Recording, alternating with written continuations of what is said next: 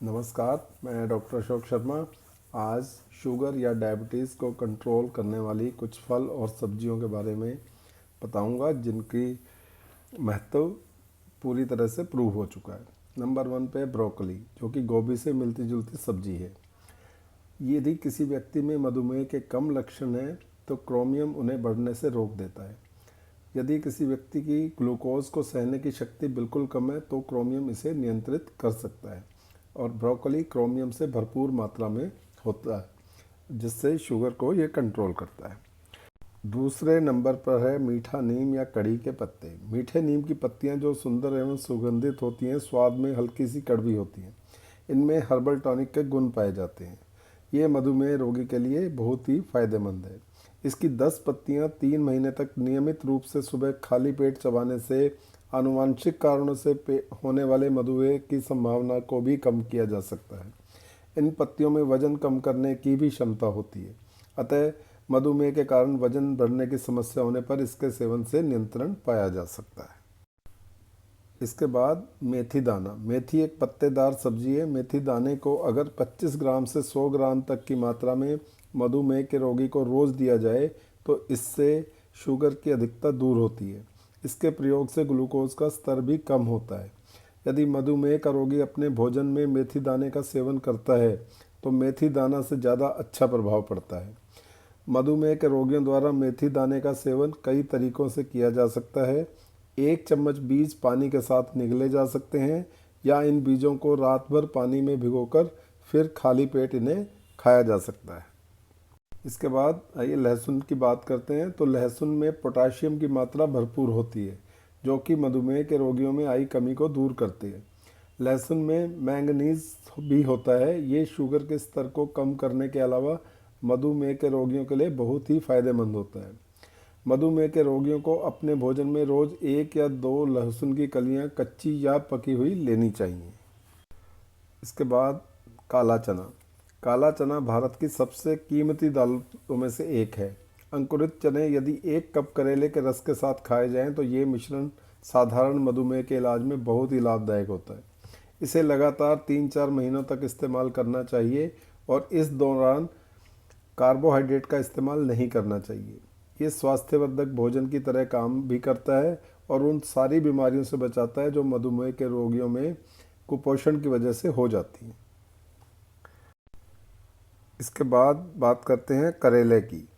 तो करेला मधुमेह के रोगियों के लिए बहुत ही लाभदायक होता है। इसे मधुमेह रोगियों के भोजन में आवश्यक रूप से सम्मिलित करना चाहिए।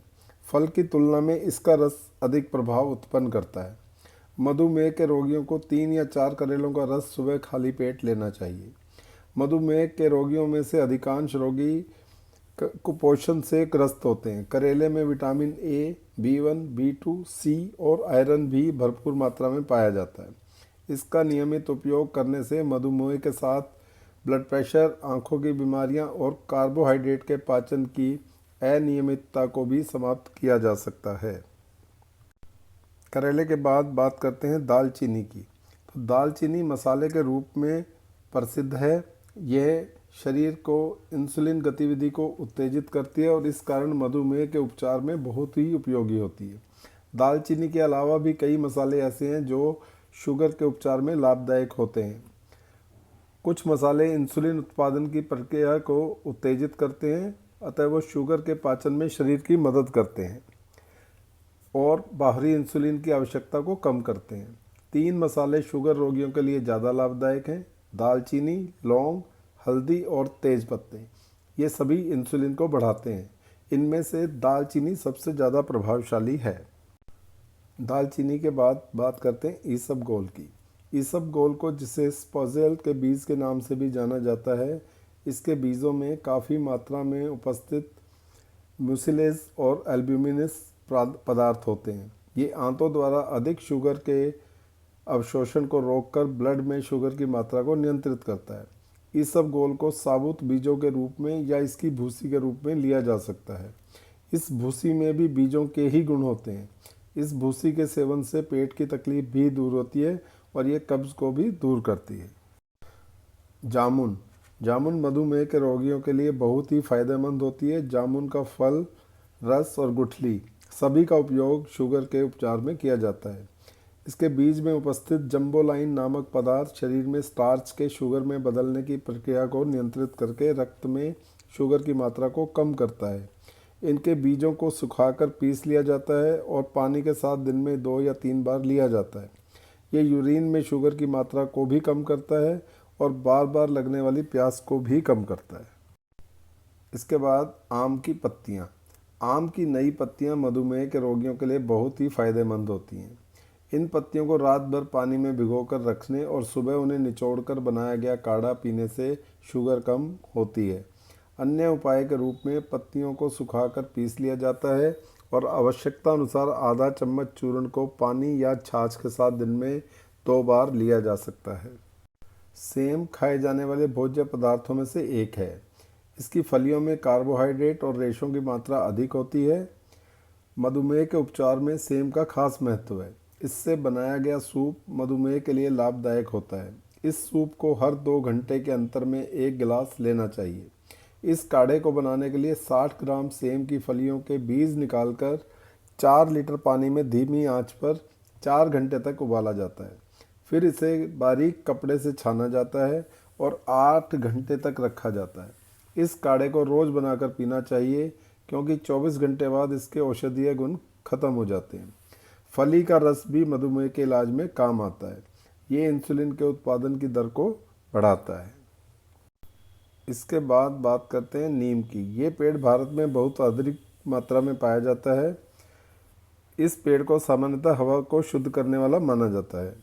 नीम की पत्तियों में एंटीबायोटिक गुण होते हैं। इसके रस का सेवन करने से रक्त में शुगर की मात्रा को नियंत्रित किया जा सकता है। इसके लिए 5 मिलीलीटर रस को सुबह खाली पेट लेना चाहिए। ये उपचार 3 महीने तक लगातार करना चाहिए।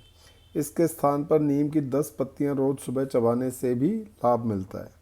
बंगाली चना, ये शुगर रोगी के लिए बहुत ही फायदेमंद होता है। ये सुखाए हुए बीज के रूप में पूरा और बीज को तोड़कर बनाई गई दाल दोनों ही रूपों में खाया जाता है। इसे रात भर पानी में भिगोकर सुबह शहद के साथ खाने से ये चना टॉनिक की तरह काम करता है। चना जिस पानी में भिगोकर रखा जाता है उसका भी उपयोग किया जा सकता है। बंगाली चने का पानी पीने से शुगर के रोगियों और सामान्य मनुष्य में ग्लूकोज के उपयोगिता की दर बढ़ जाती है, जिससे रक्त में अधिक शुगर जमा नहीं हो पाती। आंवला, ये विटामिन सी का स्रोत है जो कि आसानी से मानव शरीर द्वारा ग्रहण किया जा सकता है। आंवला मधुमेह के रोगियों के लिए फ़ायदेमंद होता है। इसका 1 चम्मच रस 1 कप करेले के रस में मिलाकर 2 महीने तक नियमित रूप से लेने पर ये लैंगरहंस कोशिकाओं को उत्तेजित करके प्राकृतिक इंसुलिन के सिक्रीशन को बढ़ाता है। इससे रक्त में शुगर की मात्रा कम हो जाती है। ये मधुमेह के कारण होने वाली आँख की तकलीफ़ों से भी बचाता है। प्याज, तीखे स्वाद और गंध वाली प्याज रक्त शुगर की मात्रा को कम कर सकती है। भारत में हुए ताज़ा प्रयोग में वैज्ञानिकों ने कुछ लोगों को प्याज और प्याज का रस 25 से 200 ग्राम तक की मात्रा में दिया और ये पाया कि इससे रक्त में शुगर कम होता है और आप इसे कैसे भी खा सकते हैं, कच्चा या पकाकर। सोयाबीन, अंत में हम सोयाबीन की बात करते हैं। ये पौष्टिक भोज्य पदार्थों में से एक है। ये अपनी पौष्टिकता के लिए जाना जाता है। ये प्रोटीन, विटामिन, साल्ट्स और अन्य तत्वों का अच्छा सोर्स है। सोयाबीन मधुमेह की चिकित्सा में खास महत्व रखता है।